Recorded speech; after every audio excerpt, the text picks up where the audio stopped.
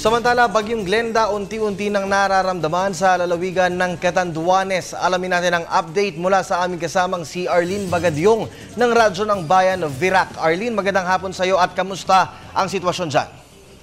Nag-umpisa nang makaranas ngayon ng pabugso-bugsong malakas na hangin na may kasama pang pag-ugong at ulan dito sa Virac, Catanduanes, dala ng bagyong si Glenda. Malakas na rin ang alon sa tabing dagat.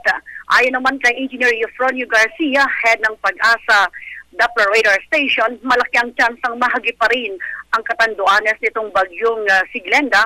Batay na rin sa direksyong tinatahak nito at ang laki ng saklaw na 4 km diameter, pati na rin ang 80 km distance ng Virac sa Tabaco, Albay na siyang tinatahak at maaring tamaan ng landfall nito.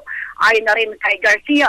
Sa ngayon, suspendido ang lahat ng klase ngayon sa lahat ng antas mula sa pribado at pampublikong eskwelahan sa Catanduanes. Wala ding pasok ang mga opisina, tanggapang lokal at nasyonal. At on and off din ang supply ng kuryente ng First Catanduanes Electric Cooperative Incorporated. Meron pa namang supply ng tubig, subalit malabo naman ito. Mahigit 300 paserong stranded pauwi sa Catanduanes ang sa ngayon ay stranded sa Tabaco Port sa Albay. At ayon na rin kay Governor Araceli Biwong, binibigyan ito ng libreng pagkain mula sa provincial government ng Catanduanes. Mahigit naman 61 pamilya ang evacuees ngayon sa provincial capital Labi. Samantala iniulat din na 14 na mangingisda mula Pandan ang ligtas na nakauwi kagabi bago pa man lumakas ang alon sa dagat. Iniulat din Araceli Biwong na nakahanda ang Provincial Disaster Risk Reduction Management Office ng Catanduanes at naka-preposition na umano ang lahat ng relief goods na maaring i-relief distribution nito.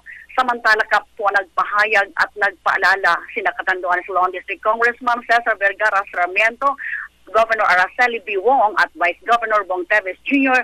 sa lahat ng kanilang constituentes dito sa lalawigan ng Catanduanes na nila iba yung pag-iingat at paghahanda at nang sa ganon ay makaiwas sa peligro sa buhay at maging sa mga property. Samantala, 24-hour namang bukas ang Provincial Disaster Risk Reduction Management Office mula sa barangay at municipal level dito sa lalawigan ng Catanduanes.